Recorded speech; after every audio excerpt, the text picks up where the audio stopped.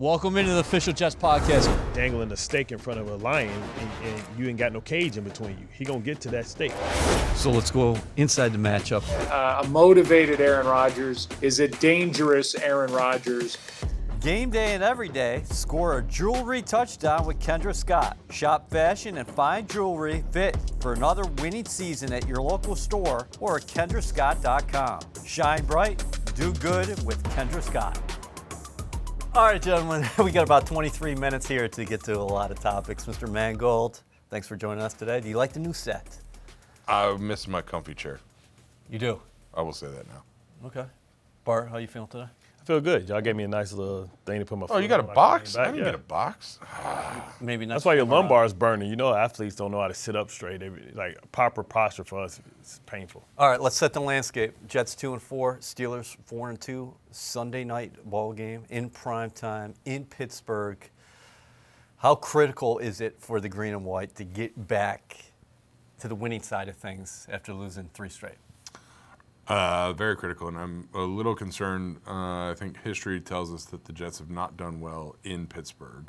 I think we've only won there once, I want to say. I don't know the full stats on that, but it's going to be a tough place to play.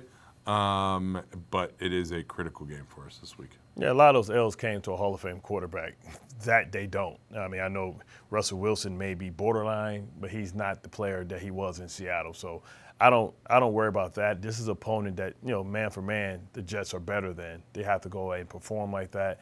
And they can't mess around because, listen, Mike Tomlin's made a career of Mike Tomlin his way to wins, right? We remember a couple years ago they were 11-0, and then, they didn't even make the playoffs. So we know that this team won't beat itself. They're going to play hard. They're going to give you a lot of effort, especially in that environment, in that stadium. I spent a lot of time in that stadium as a player myself. You can't, you can be overwhelmed by sometimes the energy in there. If you allow them to feed off that energy, then they'll consume you. All right, what do you make of the trade? Jets acquiring Davante Adams from the Raiders for a conditional 2025 third-round pick, and how much impact can he have immediately?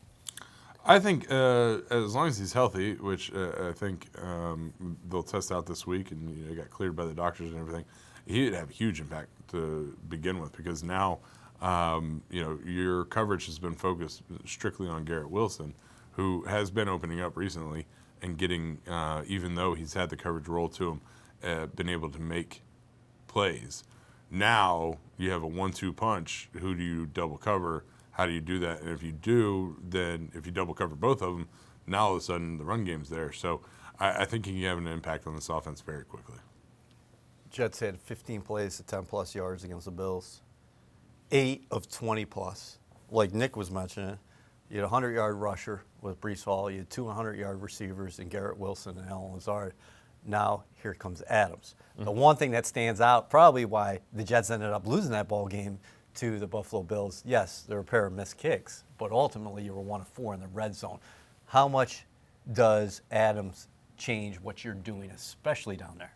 It gives you another threat, right? Traditionally, just me watching Aaron Rodgers as a fan over the years, one thing that was really apparent that he used to have always a slip screen, where simply a guy like Allen Lazard, who's a big body, can be on the point of the ball, and you have the short motions for Davante Adams. He can just come under as a legal but illegal pick play, and he's strong enough to muscle his way in. And if they decide to jump that, he can pivot back out. So you talk about the nonverbal communication should allow the Jets to be more efficient in the red zone, which was the difference in the ball game. What about the landscape here? 6 games in. Guy has had a ton of success with Aaron Rodgers. Seems like Garrett Wilson is starting to take off before our eyes right now. He already has that relationship going with Allen Lazard. How is this going to free everything up for other dudes on that offense that Adams comes here? Well, we talking about the red zone, and I think that's a big key where you get somebody like Davante Adams, who Aaron has called, I think, his favorite receiver, and they have that connection. And everything, and when you're talking about the red zone, everything is condensed and everything happens so much faster and things happen so much quicker that to have a guy who is on the same page automatically with the quarterback without having to need to do the reps in training camp, to need to do the reps in the spring, where they have a connection, a non-verbal connection, to know they see the defense the same way and can make adjustments, I think is going to be huge for the red zone offense. How much confidence does this give Rodgers? I mean, he's a confident dude no matter who he's playing with, but just having a guy in there who he's been through so many wars with, and they know with the nonverbal communications, they know what they're going to do.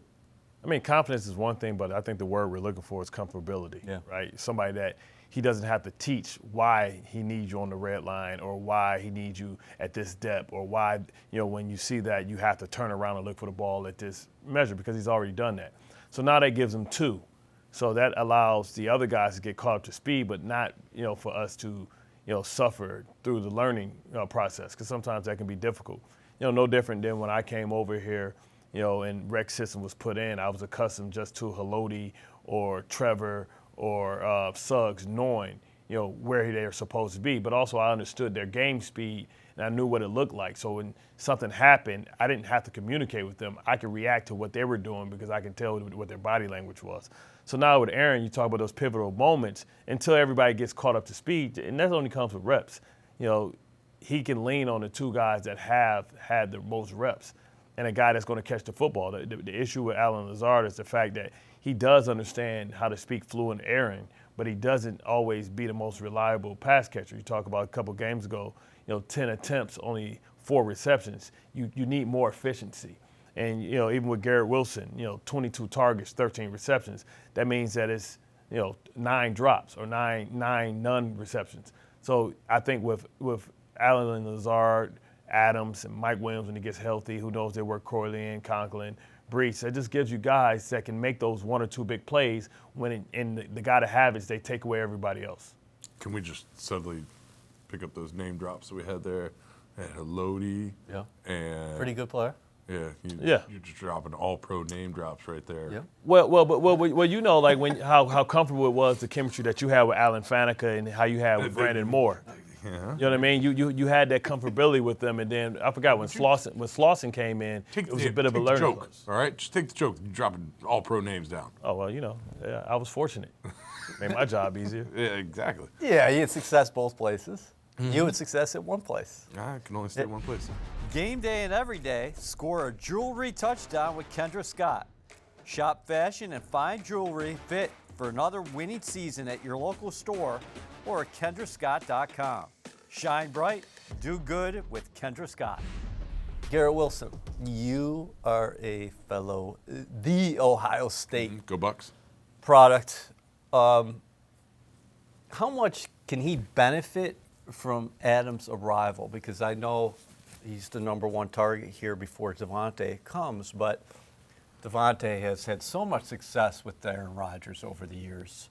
And, there's a feeling out process, especially for a young player, but Garrett is starting to ascend even without Davante Adams in the building. Like Bart was talking about a couple games ago in London where he was targeted 22 times, hit 13 catches. Last week he goes over 100 yards. So that's consecutive weeks where he's combined for 20 catches now.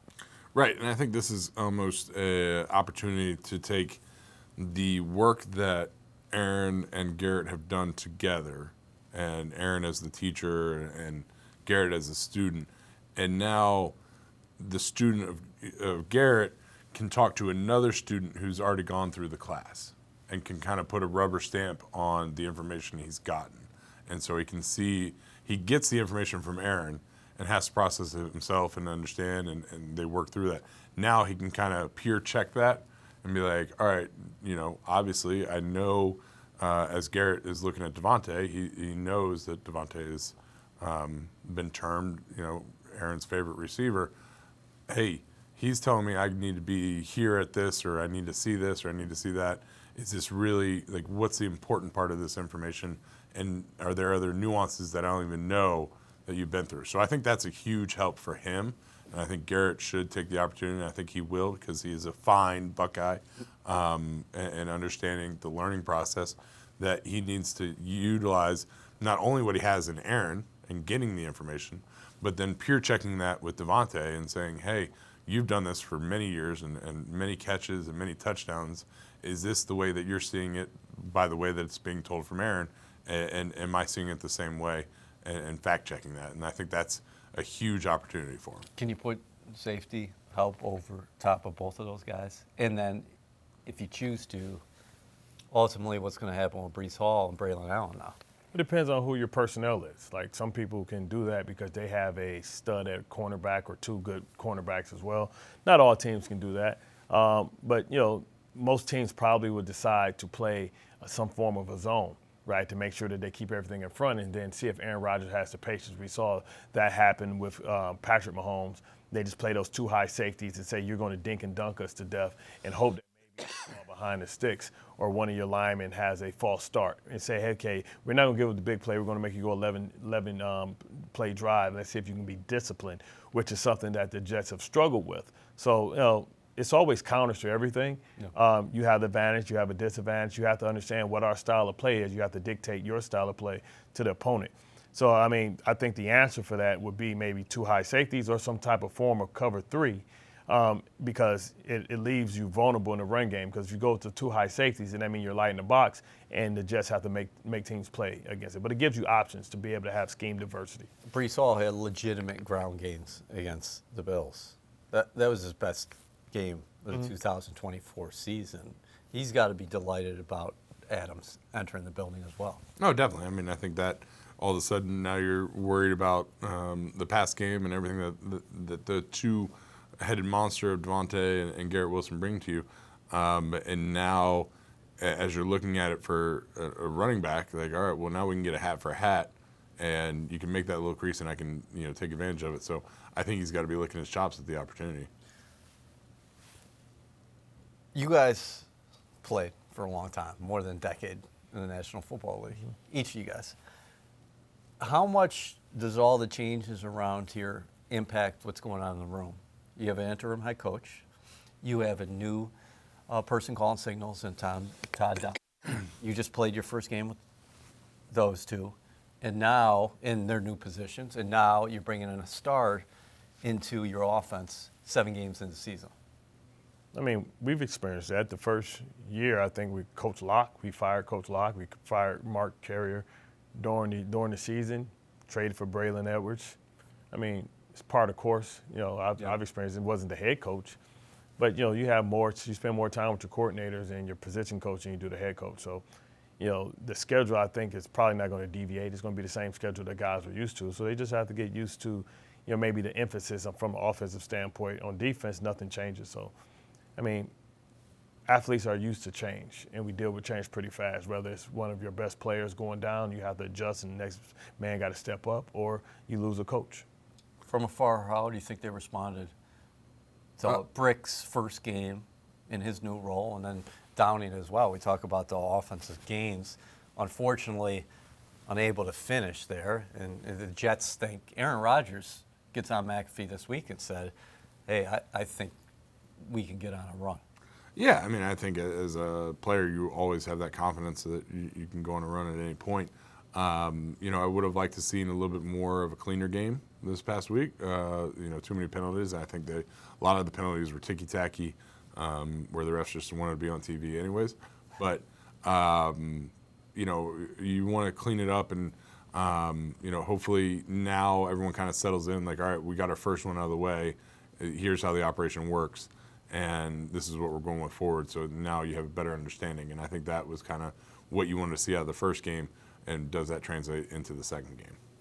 Mangold said the refs wanted to be part of the game. What do you make of the way the Jets games have been called the last two? Because I go back to London as well, because the Vikings had 11 penalties called against them, and the Buffalo Bills had 11 penalties called on them as well. Those are penalties accepted I'm talking about. Well, it's the responsibility of the players, in my opinion. You have to understand how the game is being called, right? And sometimes when you want to get that extra, or hold for that extra second or something like that, you have to understand the game's been called tight.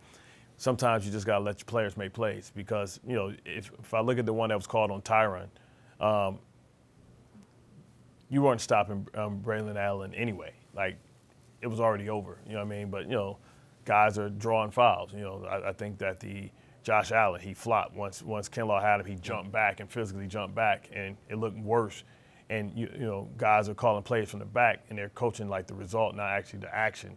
and you can't challenge that stuff. So listen, at the end of the day, if it's hurt you twice, I don't care how it's being called or if the refs are, have it out for you. You got to do better because it's not going to change. The old adage is that if refs wanted to, they could call holding on every play. True or not? As a person who never held Yes. ever once, they probably could. Yeah. But like that just, it depends on how ticky-tacky. And like Bart is saying, like, once you get through a quarter of a game, you know how the refs are going to be. And so at that point, you know what you can get away with, what you can't get away with, and you need to be smart. Some refs are going to let you, WWE and just get after it, and some refs are going to call it tight. And so you need to have a good feeling of that. We used to get a ref report before every game. When would that be, on Friday or Saturday? Oh, install day. Install day. Oh, really? Early? Wednesday? We used to get an install day, Wednesday. Yeah. Yep. Westy used to do that, and he would give us the crew that we had, what they threw flags on, percentages and everything. So you knew, all right, this crew is high on offensive pass interference. So our guys need to be focused on our offensive guys keeping your hands off, or they're high on defense, or they're high on holding. So you knew going into it kind of what they were looking for, and then you'd get a feel by the first quarter. And so fourth quarter penalties for the ticky-tack ones are a little inexcusable because at that point you know what they're doing, and if it's that extra little tug that you can't get away with, that's on you. Game day and every day, score a jewelry touchdown with Kendra Scott. Shop fashion and fine jewelry fit for another winning season at your local store or at kendrascott.com. Shine bright, do good with Kendra Scott. We're taping on Wednesday. I think it's Wednesday. I get messed up with the days. This is just Monday Night Football. The week before that, we're coming back from London, so there's been a lot of things happening around here. Chuck Clark, he's going to be out for a while at the safety position. DJ Reed's dealing with a groin. We'll have to see about his status. Mm-hmm. What's the counter now is the Jets, like every team, are dealing with injuries in the defensive backfield. Well, you lean on your stars, who they're supposed to be. So DJ Reed's hurt, so if they got a stud receiver, they got Pickens, then okay, now Sauce, you have to travel. That's just what it is. Before, it didn't matter. Left or right, whoever comes because we had confidence in both our corners. But this is where you make your name for. You know what I mean? Like, okay, when it was me, Bart, this guy they had a good running back. We need you downhill. We need you to come down here, and we need to set the tone on this run. Every week it's going to be on somebody else. Right, and sometimes it's on you, and that's your opportunity to prove to your teammates that you are valid, that all the things that they've heard and the things that you say about yourself can be authenticated. You played along some legendary offensive lines, really good offensive lines. When you've got an opponent like T.J. Watt, who's got 101 career sacks, he got 4.5 sacks this year. He's a game wrecker, as Aaron Rodgers says. What's the prep like in that offensive line meeting room? I think the strong part is on the tackles. As they're studying, they're getting ready for them, and also on the coordinator, make sure there's a game plan. If he does start to cause problems, can you chip? Can you put a tight end there to distract him a little bit? But I think the idea is you got to go in. Like, yes, he is a fantastic player, and yes, he has done amazing things, but he's still just a human. Like, he's not superhuman. And you go out there with sound technique, and you really put in the effort during the week to study and understand what he's coming at you with, and use the technique that you're based on. You can put up a good fight to it. So I think it's not overblowing the situation where you go out there timid, which I think a lot of guys run into. Like, really, this is a man, the myth, the legend. You go out there and you take him on as an equal. And you'd be surprised how much better those guys do. And Morgan Moses has experience with them. Like, they've had great days, running the ball against him, and that was part of Morgan Moses doing his business, and that was his main assignment. So I always say, when you have a great player, don't run away from him, run at him, right? And get those body blows, and then you give guys some one-on-ones late in games. But you got to try and take some of it out of them, and don't let them wreck the game early. Russell Wilson is getting first-team reps at practice this week. Mike Tomlin said that. Again, when we're taping, it's Wednesday. We don't know who's going to be the starter. Could be Wilson. Could be Fields. How does that impact what the Jets are going to do defensively whoever's back there. Doesn't? I mean, for me, if you're elite defense, I don't care who's back there, right? Okay, one guy can run, one guy can throw. Neither one of them can do both. Yep. So when the guy comes in that can run, then you have to change and adjust to, hey, maybe he'll scramble. Maybe I have to be more disciplined and not giving up the edges. When the guy that can throw in there, he's like, okay, he's a shorter guy. Let's get our hands up. Let's know that we can maybe get away with some things because he's not going to run, especially coming off a calf injury. He's not going to explode suddenly and put that calf at risk. So I can play him a different way. Fields 4-2 as a starter. 5 rushing touchdowns. Again, different dynamic than Russell Wilson. Mm-hmm. What do you make of the decision that Tomlin has on his hands right now? I don't. It's a tough one, and I think that was kind of what they needed to figure out in August and not week 6.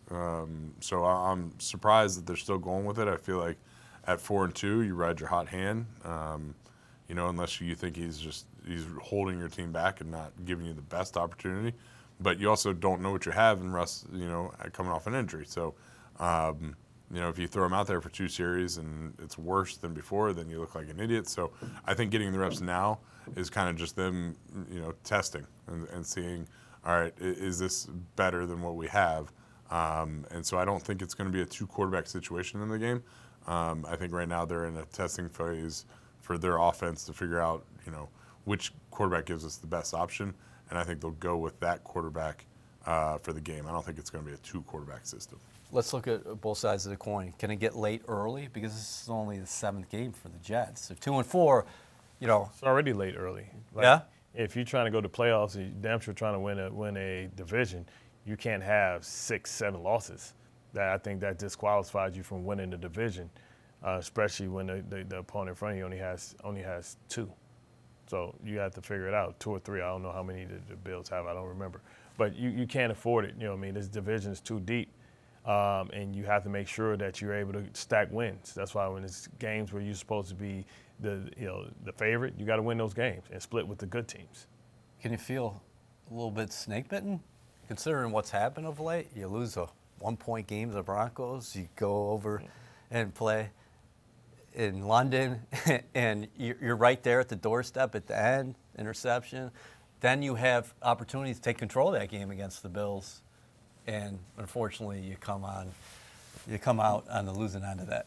Yeah, and I think if they don't right the ship now, we're gonna look back in January and say, well, we coulda, woulda, shoulda, had this game, had that game, and that's gonna be disappointing. So hopefully, there's a strong emphasis this week in practice of righting that ship and fixing the ills and getting on the winning track. Because right now, you talk like, oh, we lost to Denver by 1. And, we had a tight one in London. And then Bills, we had them, but we didn't take advantage of it. Like, you'll look back in January when you're sitting out missing the playoffs and be like, we should have had that in Buffalo. We should have beat Denver. And, like, that we would be right there. And then you're going to have that season of regrets, which is not good. We got to get you guys out of here, but thoughts on Pittsburgh when you think about a Jets road game there? For a lot of fans who are of my age, or maybe a little bit older, or maybe a little bit younger, I think back to the 2010 AFC Championship game. Mm-hmm. You played in Baltimore as well, so you used to see them twice a year. Mm-hmm. What's your immediate thought about Pittsburgh? I mean, it's the brand, right? I think they're on brand. They want to run the football, and they want to be physical at the point of attack on both sides of the ball. Now, do they have the personnel to be what they were, or the teams that we face? I don't think so, because they had a Hall of Fame quarterback, in my opinion. They don't have that, so you have to take advantage of that. This is more like the Cordell Stewart days, where they had a decent quarterback that can win some games but was heavily flawed. So you have to take advantage of what he can't do, and when you have opportunities to put a team like this away, you have to. You have to be able to bring your lunch pail, because they're not going to quit. They're not going to give up. That's not in their DNA. They don't draft players like that. You know what I mean? The only thing that they respect is physicality. Yeah, I agree wholeheartily. Like, they don't have Ben back there anymore. And so when you have the opportunity to put him away, you need to, because you can. And I think they're a very stingy defense, but I think our defense is just as stingy and will do great against this offense. So our offense needs to step up and score the points that we need to. I think if we get going early and get started early, The crowd's going to be in it for the long haul, but at least you'll have the points, and you can really let this defense pin their ears back and get after whoever's back there. And so I think that's going to be a big key for us. Renegade? Nightmares? Nah, no nightmares for me. I was the boogeyman. You? He was the boogeyman. No, not really. It stunk for the ASU championship, but I think that season we beat him there in the regular season. Yep. So, they brought the song out, and we still mollywopped them. And then, unfortunately, we didn't finish strong, or we didn't start strong in the AFC championship game. But we were coming on strong. So, I got no problems with that song. Thanks, fellas. Appreciate it. Thank you.